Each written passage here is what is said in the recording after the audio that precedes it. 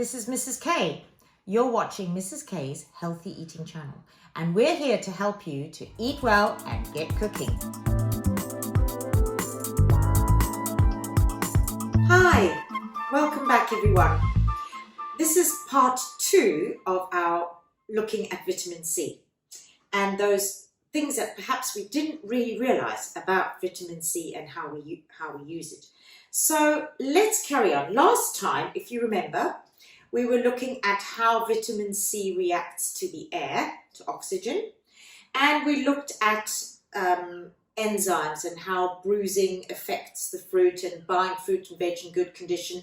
And we also looked at the concept of frozen veg sometimes being having more vitamin C than even fresh vegetables, depending on how long they've been sitting out of the ground or being picked. Okay, so we're going to carry on today, and I'm going to look at a few more things actually to do with oxygen and air, because there's a concept called MAP. I don't know if you've heard of MAP.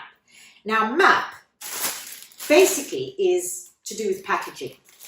Now, here is a bag of lettuce. Now, lettuce is, spinach. Spinach is not as vulnerable as lettuce.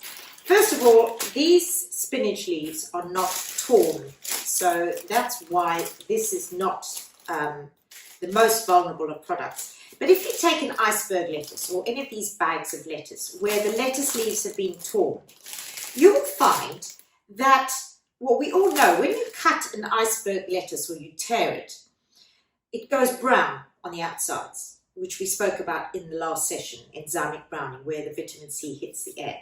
Now, when you buy bagged lettuce and the iceberg lettuce is all torn, you don't see any of that. The lettuce looks absolutely fine. When you buy a bag of chopped apples, the apples are not brown. If you bought if the pears, sometimes you buy these packs of fruit salads where the fruit has all been cut up, they're not brown. Why? Why don't they? Because that's what happens when you cut fruit, just like we saw last time with the pear, where we cut the pear and you could see it visibly going brown. Well, the secret is called MAP, M-A-P. And what food technologists have done, because they have identified what oxygen does, and because we've become a society where we want everything ready-made and we want convenience foods because of our busy lifestyles, they've come up with a way to be able to sell prepared fruits and veg without the oxygen damaging them.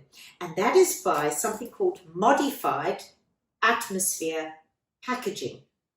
So what they do is they package the food and then they take out the oxygen and they replace it with carbon dioxide and nitrogen. And that is why, so it's the oxygen, not air so much. That's why I qualified that last time. It's the oxygen that causes the problem. And they swap gases so that there is still air in the bag so that the product is not crushed, because they don't want to vacuum seal it because it's fresh. But they take out the damaging oxygen. So when you open the bag, especially when you buy a bag of lettuce, you can smell, there is a smell in there. It smells actually very fresh. But you can, if you quickly put your nose in that bag, you will notice the difference in the smell of the air in the bag. And that is because the oxygen has been taken out. Okay, so and MAP isn't just used for fruit and veg, it's used for our meat as well. When you buy any meat from the supermarket now that's pre-packaged, you will find that there's a very sealed lid on the plastic tub, and you have to pierce it, and it usually goes like that when you pierce it with a knife or a pair of scissors. And that's because the oxygen has been taken out of those as well, because of what oxygen does to fat. Meat goes off quicker when there is fat. So it's the fat that goes off first, and it's due to oxygen. So they actually take the oxygen out of the meat packages as well. So MAP has had a massive impact on the shelf life of so many of our products. Okay, so if we go on now to, let's say we're going to make a salad. Now I actually like using baby spinach for my salads rather than iceberg, because it's great while the iceberg's in the bag, sealed.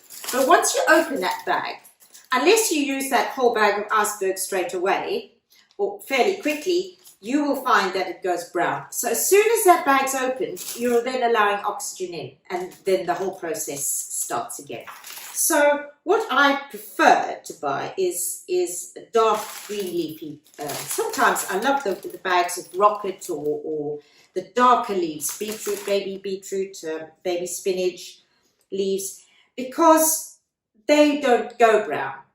Now, obviously, I don't put a whole leaf. Well, I don't use whole leaves like this. I like to tear my leaves. Now, this is the next thing I want to talk to you about, and that is when we cut leafy things, especially when it comes to herbs or our lettuces.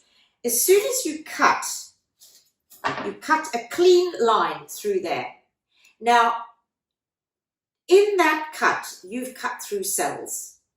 And those cells, as soon as those cells have become cut, they are damaged. And that's where you can get more oxidation and more enzyme activity. So the best way to, now let me show you an example. So that's a clean cut. Now, if I take another leaf and I tear it, so I tear it like that, you will see that it's not a straight line. And the tearing it's not in a straight line, because where you've torn, it's naturally torn in between cell walls. So there's more likelihood that you've kept your cells safe without being cut through. So they're intact, which means less oxidation, which means less enzyme activity. So don't cut through if you can, rather tear. And that's especially so with herbs and spices. Never cut through, always tear. And you'll see that it's never ever even, because actually when you tear, you're actually going around the cells. So that's just another way of minimizing your damage and keeping in the vitamin C, because that's all we're trying to do. We're trying to make sure we preserve as much of that vitamin C as we can. Okay, so that's one thing. Also, the other tip is always use a sharp knife. When you cut through, when you're using a blunt knife, it actually causes more damage than a sharp knife.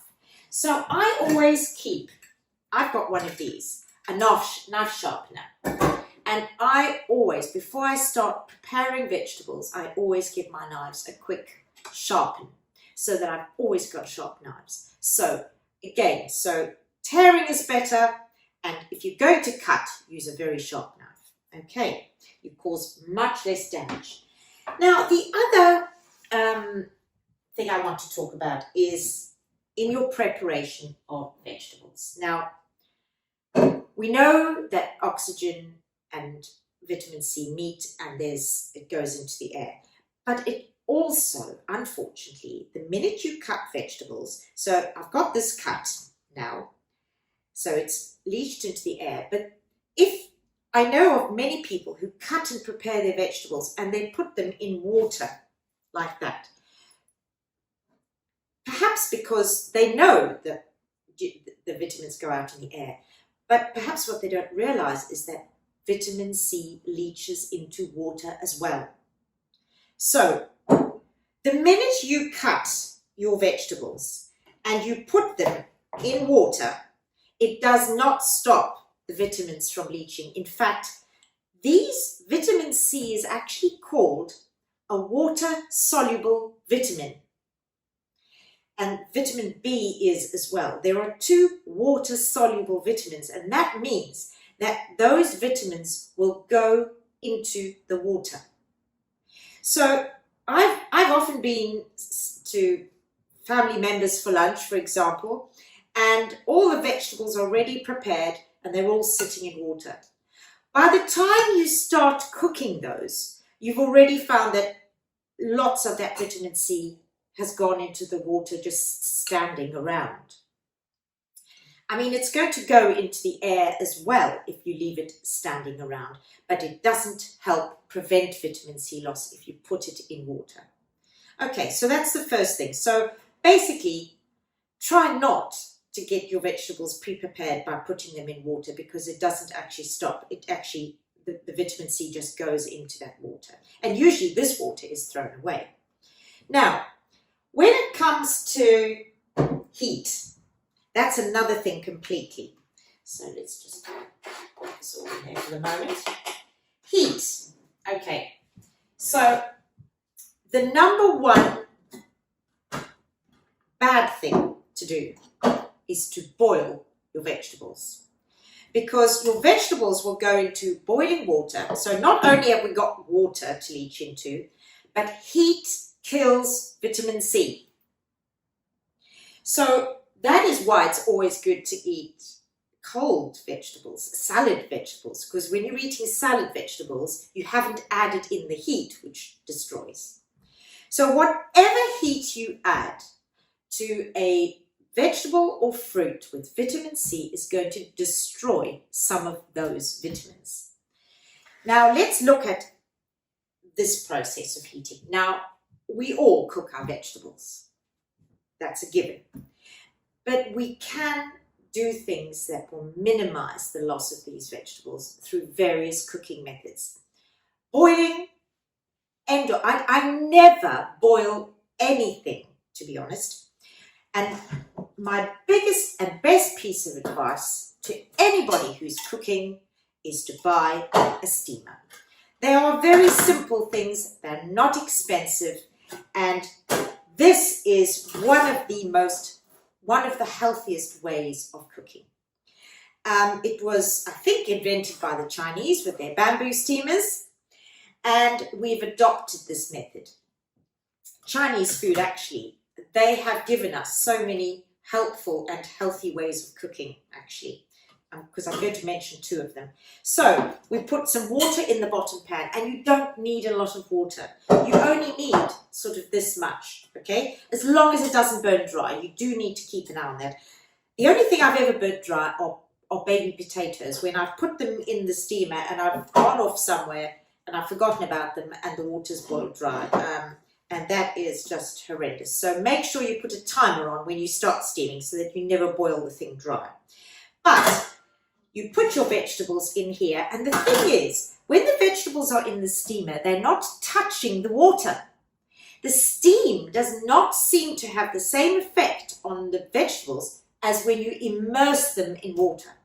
So there is some loss, but not as much as when you boil. When you boil a vegetable, you could lose some of my researchers said you lose 75% of your vitamin C. And that's why I was, last session, I said, potatoes, yes, potatoes have vitamin C, but we can't eat raw potatoes. And we can't eat them crunchy either. We can't even half cook them. We have to eat them properly cooked. And by the time you've cooked a potato, there's going to be virtually no vitamin C left. So that is why I frown when I hear people say, oh, potatoes are high in vitamin C. Yes, they are when they're raw, but certainly not when they're cooked. And with any vegetable, no matter how high, I mean, broccoli, we know broccoli is very, very high in vitamin C. But if you overcook broccoli, there'll be hardly any left. Same as with, we heard Brussels sprouts, great. Brussels sprouts are very high in vitamin C, and you could have 8 Brussels sprouts and have your entire day's worth, but you're not going to eat them raw, you're going to cook them. And if you overcook your veg, you hardly have any of that vitamin C left. And that is why we have to eat our 5 a day, because none of us will get the full quota of vitamin C in all the things we're eating, because vitamin C it's so hard to keep intact, really, unless you take something that's totally fresh and eat it raw. So that is why we need to eat a variety and a lot of vitamin C to be able to get to this figure of 40 milligrams. And as I said, it's not difficult, but that's why we have to eat so many, like 4 or 5, 6, 7 a day. Okay, so here we are, steaming our veg. That is a good way of doing it. But again, try and cut down on the time that you cook. Now, I did some research and I was very interested to find out these figures.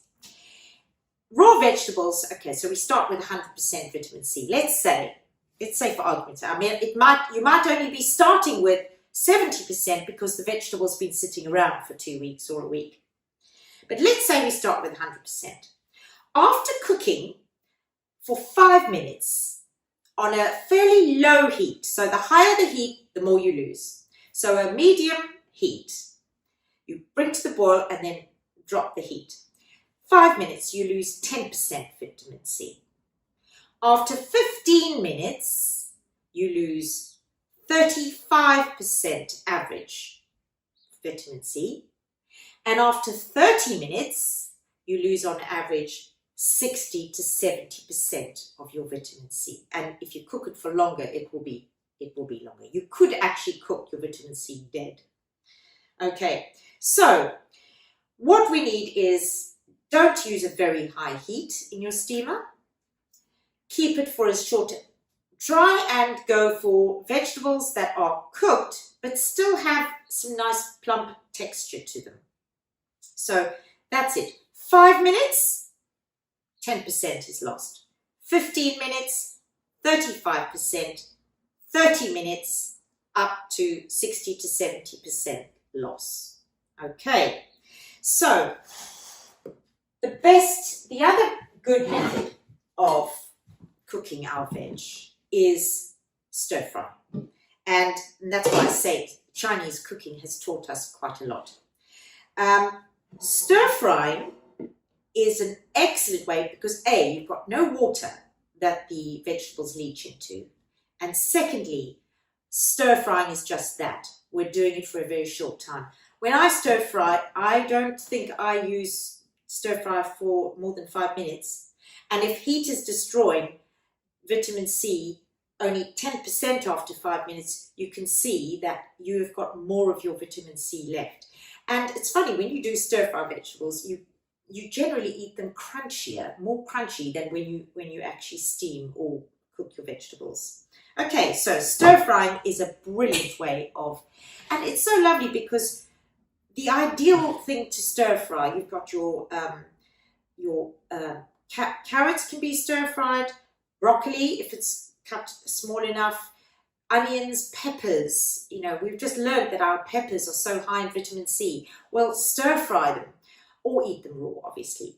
I mean, you wouldn't really steam a pepper. Roasting. Now, interesting, this roasting vitamin C vegetables. I love to roast vegetables. I'm a really keen one on roasting veg. But again, it's in the oven for a long time.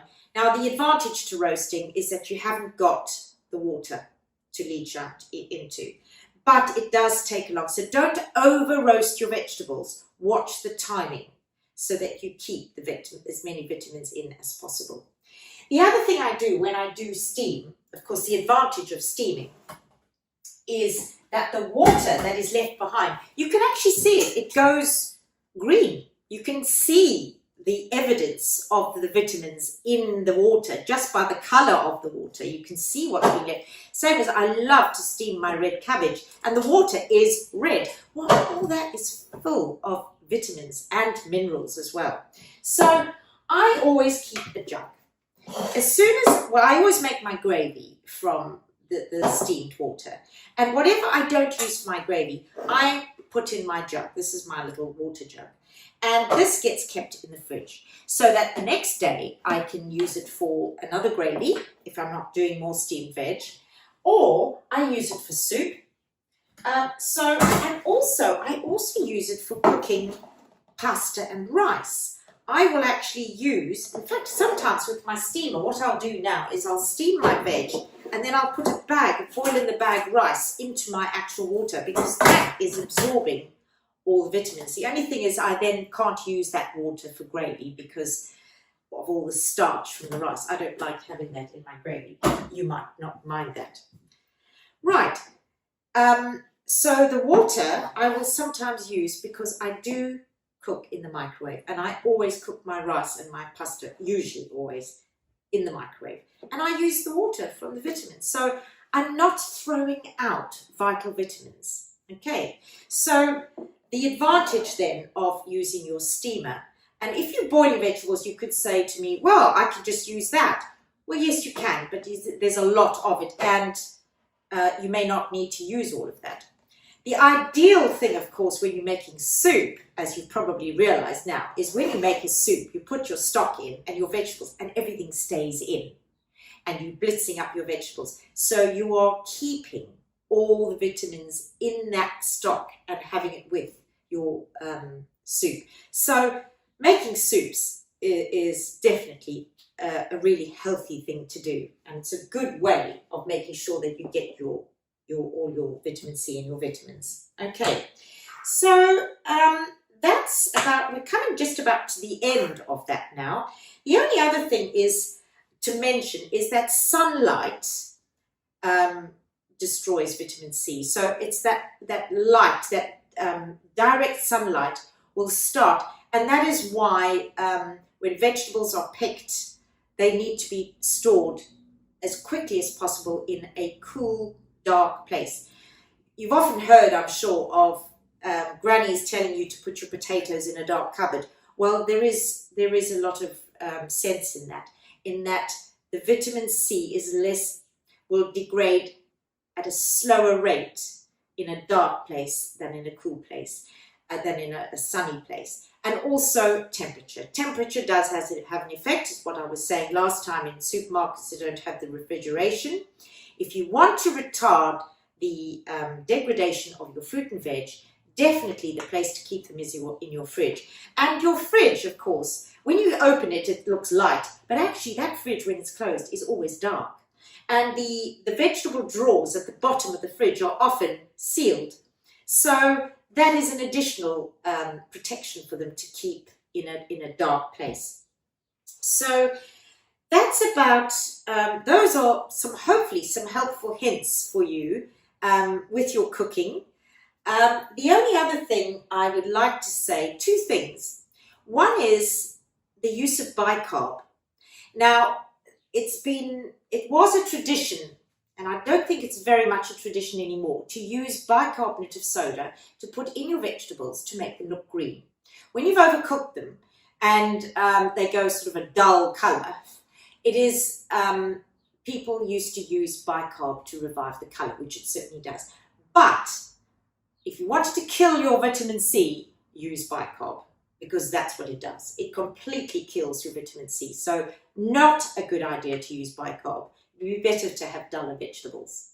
Okay, and the other thing is vitamin C helps the absorption of plant-based ions. Now, I did cover that in our vegan plant-based series when I looked at iron and plant-based. So that's just another little extra tip about vitamin C. Why we need that vitamin C is because it helps you to absorb iron. If you're not eating meat and getting your iron from meat, and you only get your iron from vegetables, you will absorb that iron much better. In fact, you really don't get much absorption of iron from plants if you don't eat it with vitamin C.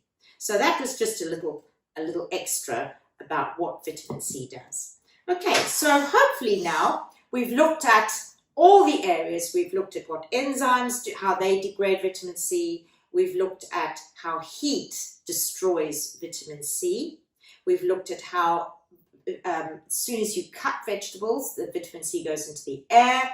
And we've also looked at, put my glasses on, we've looked at how it leaches into water. Okay, so hopefully that will give you some good tips. Okay, so we're going to get on with our practical work now. So I hope you'll stay on and join me for that.